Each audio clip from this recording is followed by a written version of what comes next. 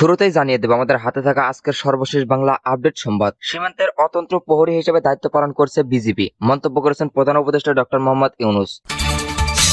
এরপর জানিয়ে দেব জাতীয় নির্বাচনের প্রস্তুতি শুরু নির্বাচন কমিশনের। এরপর জানিয়ে দেব বন্ধ বেক্সিমকোর 15 পোশাক কারখানা, ছাঁটাই 40,000 কর্মী। এরপর জানিয়ে দেব ইন্টারনেট বন্ধে সবাই দুষছে বিটিআরসিকে। সর্বশেষ জানিয়ে দেব লন্ডনে গেলেন বিএনপি নেতা সালাউদ্দিন। এতক্ষণ শুনছিলেন সংবাদ শিরোনাম, এরপর বিস্তারিত।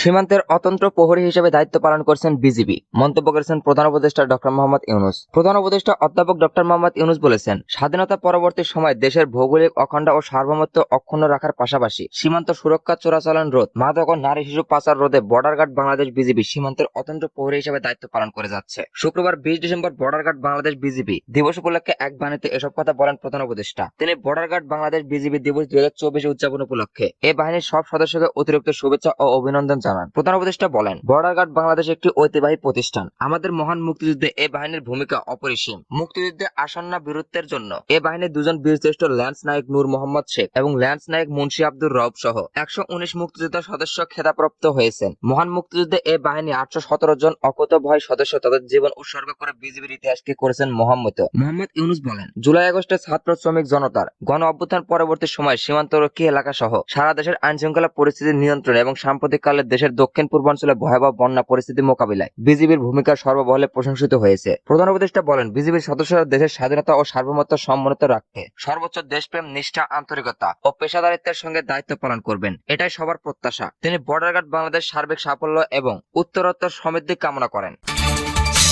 জাতীয় নির্বাচনের প্রস্তুতি শুরু নির্বাচন কমিশনের। দেশের গণতান্ত্রিক যাত্রাকে উৎসর্মুখর করার প্রতিশ্রুতি দিয়ে আসন্ন ত্রয়োদশ সংসদ নির্বাচনে প্রস্তুতি শুরু করেছেন প্রধান নির্বাচন কমিশনের সিইসি এম নাসির উদ্দিনের নেতৃত্বাধীন নির্বাচন কমিশন ইসি। এরই মধ্যে একটি সিদ্ধান্তমূলক পদক্ষেপ হিসেবে গুরুত্বপূর্ণ নির্বাচন সামগ্রী কেনার প্রক্রিয়া শুরু করতে কর্মকর্তাদের নির্দেশ দিয়েছেন নির্বাচন কমিশন। হালনাগাদ ও শক্তিশালী ভোটার তালিকা নিশ্চিত করতে মার্চের পরবর্তী জানুয়ারিতে নাগরিকদের ঘরে ঘরে গিয়ে তথ্য সংগ্রহ অভিযান দ্রুত বাস্তবায়ন করার পরিকল্পনা চলছে। বৃহস্পতিবার 19 ডিসেম্বর সিইসির সভাপতিত্বে কমিশনের তাৎক্ষণিক বৈঠকে এসব সিদ্ধান্ত গ্রহণ করা হয়। বৈঠকে ভোটার তালিকা হালনাগাদ, নির্বাচন এলাকার সীমানা নির্ধারণ, নির্বাচনের প্রয়োজনীয় সামগ্রী সংগ্রহ সহ গুরুত্বপূর্ণ বিষয়গুলো নিয়ে আলোচনা হয়। সুবিন্যস্ত ক্রয়ের সময়সীমা ইসি মনে করে সিদ্ধান্ত দ্রুত বাস্তবায়নের মাধ্যমে 6 হতে 7 মাসের মধ্যে সচিবালয় প্রয়োজনীয় সব উপকরণ নিশ্চিত করতে পারবে। কর্মকর্তারা সময়সীমা মেনে চলার জন্য সূক্ষ্ম পরিকল্পনার প্রয়োজনীয়তার উপর জোর দিয়েছেন। বৈঠকে নির্বাচনের জন্য প্রয়োজনীয় মজুদ সম্পর্কে বিস্তারিত জানানো হয়। এখন পর্যন্ত ইসির রয়েছে স্বচ্ছ ব্যালট বক্স, অমোচনীয় কলম, অফিসিয়াল এবং মার্কিন সিল, স্ট্যাম্প প্যাড, চার্জার এবং অন্যান্য প্রয়োজনীয় জিনিস। প্রত্যাশিত প্রয়োজনীয়তা বিপরীতে বিদ্যমান মজুমদারের পর্যালোচনা ক্রয় প্রক্রিয়াটির তাৎপর্যে জোর দিয়েছে। অমোচনীয় কালি একটি গুরুত্বপূর্ণ উপাদান যা অবশ্যই আমদানি করতে হবে। এটি সরবরাহের জন্য সাধারণত 70 দিন পর্যন্ত সময় দরকার হয়। তবে ইসি উল্লেখ করেছেন যে কিছু ঠিকাদার অতীতে প্রক্রিয়াটি দ্রুত করেছে, এই একটি দক্ষ পরিবর্তনের আশা জাগিয়েছে। নির্বাচনের সময়সীমার সঙ্গে মেলানো। প্রধান উপদেষ্টা অধ্যাপক মোহাম্মদ ইউনূস সম্প্রতি ইঙ্গিত দিয়েছেন 2025 সালের শেষের দিকে অথবা 2026 সালের শুরুতে 13তম সাধারণ নির্বাচন অনুষ্ঠিত হতে পারে। এর জবাবে CEC M Nasir Uddin EC কর্মকর্তাদের এই নির্ধারিত সময়সীমার সঙ্গে প্রস্তুতি সমন্বয় করার নির্দেশ দেন। চ্যালেঞ্জ মোকাবেলায় নির্বাচন কমিশনের সক্ষমতার উপর আস্থা প্রকাশ করে সিইসি বলেন, প্রধান উপদেষ্টার প্রস্তুতি সময়সীমা অনুযায়ী নির্বাচন অনুষ্ঠানের জন্য আমরা পুরোপুরি প্রস্তুত থাকব। ভোটার তালিকা হালনাগাদ। নির্বাচন কমিশন ভোটার তালিকার বার্ষিক হালনাগাদ ত্বরান্বিত করতে প্রস্তুত। ঐতিগতভাবে 2 জানুয়ারি একটি খসড়া তালিকা প্রকাশ করে জনগণের প্রতিক্রিয়া আহ্বান করা হয়। এরপর 2 মাস চূড়ান্ত তালিকা প্রকাশের আগে যে কোনো অভিযোগ নিষ্পত্তি করা হয়। তথ্য সংগ্রহ অভিযানের প্রস্তাবিত আগাম শুরু সঠিক ও অন্তর্ভুক্তমূলক ভোটার তালিকা নিশ্চিত করতে ইসির অঙ্গীকারকে তুলে ধরে। বৃহস্পতিবারের বৈঠকে 4 জন নির্বাচন কমিশনার ও ইসির ঊর্ধ্বতন কর্মকর্তারা আসন্ন জাতীয় নির্বাচনের সুষ্ঠু নিশ্চিত করতে সম্মিলিত প্রচেষ্টার অঙ্গীকার করেছেন। সূত্র ইউএনবি।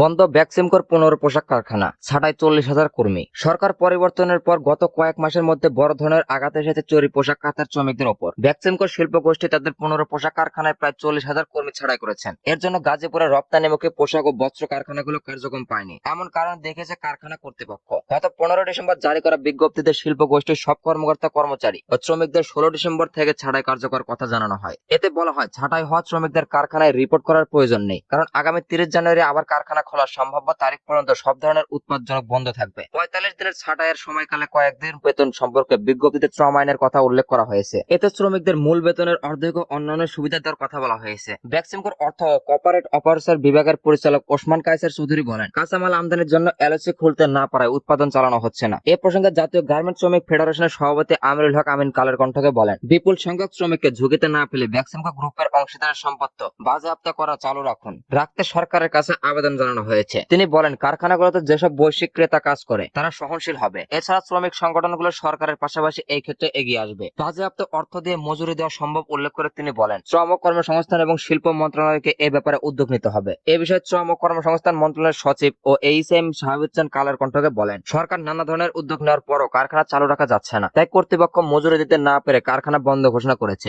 এই শিল্প গোষ্ঠীর রপ্তানি আয়ের প্রকৃত চিহ্ন না থাকায় মজুরি পরিষদ সরকারকে গত 4 মাসের দায় নিতে হয়েছে প্রায় 300 কোটি টাকা। প্রতিষ্ঠানটি একটি সরকারি ব্যাংক থেকে প্রায় 24,000 কোটি টাকা উধাও করে দিয়েছে। তিনি বলেন, 50,000 কোটি টাকার বেশি দায় রয়েছে এই গ্রুপের। বেক্সিমকো গ্রুপের শ্রমিকদের মজুরি অন্য আর কোনো টাকা বরাদ্দ দেওয়া হবে না বলে জানিয়েছেন অর্থ উপদেষ্টা ডক্টর সালাউদ্দিন আহমেদ। গতকাল অর্থ মন্ত্রণালয়ের সাংবাদিকদের এক প্রশ্নের জবাবে উপদেষ্টা একথা বলেন। তিনি বলেন, এরই মধ্যে সিদ্ধান্ত নেওয়া হয়েছে গ্রুপের শ্রমিকদের মজুরি দেওয়ার জন্য কোনো টাকা দেওয়া হবে না। এর আগে বেক্সিমকো গ্রুপের শ্রমিকদের মজুরির জন্য টাকা দেওয়া হয়েছিল, সেই টাকা শ্রমিকদের ব্যাংক অ্যাকাউন্টে দিয়েও দেওয়া হয়েছে। এটা দেওয়া না হলে তারা রাস্তায় অবরোধ করতে। বেক্সিমকো গ্রুপের কারখানাগুলোর মধ্যে 13টি হচ্ছে শাইনুপুর গার্মেন্টস, আরবান ফ্যাশন, ইয়েলা অ্যাপারেলস, পিবিক্স ফ্যাশন, আর washing, Beximco fashion, Beximco garments, new Dhaka industries international, new and apparels, SS fashion, এরসল অ্যাপলস, ক্রিসেট ফ্যাশন অ্যান্ড ডিজাইন ও ক্রিসেট এক্সচেঞ্জ লিমিটেড। বাকি 2 কারখানার নাম জানা যায়নি।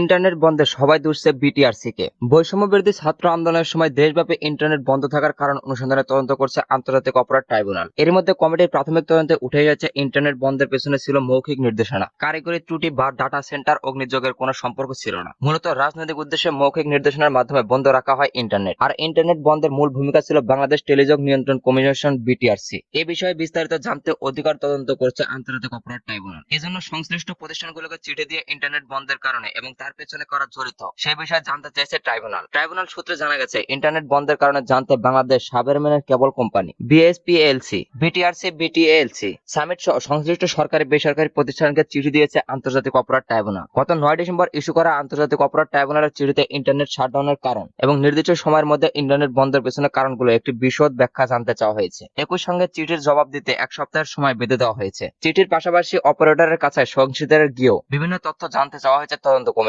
চিঠিতে বলা হয়েছে, ট্রাইব্যুনালের নজরে এসেছে চলতি বছরের 1 জুলাই থেকে 5 আগস্টের মধ্যে ইন্টারনেট বন্ধ করা হয়েছিল।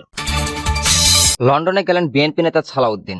বিএনপির ভারপ্রাপ্ত চেয়ারম্যান তারেক রহমানের সঙ্গে সাক্ষাৎ করতে লন্ডন গেলেন দলের স্থায়ী কমিটির সদস্য সালাউদ্দিন আহমেদ। শুক্রবার 20 ডিসেম্বর 8:40 বাংলাদেশ বিমানের একটি ফ্লাইটে লন্ডনের উদ্দেশ্যে ঢাকা ত্যাগ করেন তিনি। বিএনপির মিডিয়া সেলের সদস্য সাইফুল কবির খান বিষয়টি নিশ্চিত করেন। তিনি জানান, সকালে একটি ফ্লাইটে লন্ডনের উদ্দেশ্যে ঢাকা ছাড়েন সালাউদ্দিন আহমেদ। লন্ডনে তার মেয়ে আছেন এবং দলের ভারপ্রাপ্ত চেয়ারম্যানের সঙ্গে সাক্ষাৎ হওয়ার কথা রয়েছে। এর আগে গত নভেম্বর মাসের শেষের দিকে লন্ডন সফরে যান বিএনপির মহাসচিব মির্জা ফখরুল ইসলাম আলমগীর। সেখানে স্ত্রীর চিকিৎসার পাশাপাশি দলের ভারপ্রাপ্ত চেয়ারম্যান তারেক রহমানের সঙ্গেও সাক্ষাৎ করেন তিনি।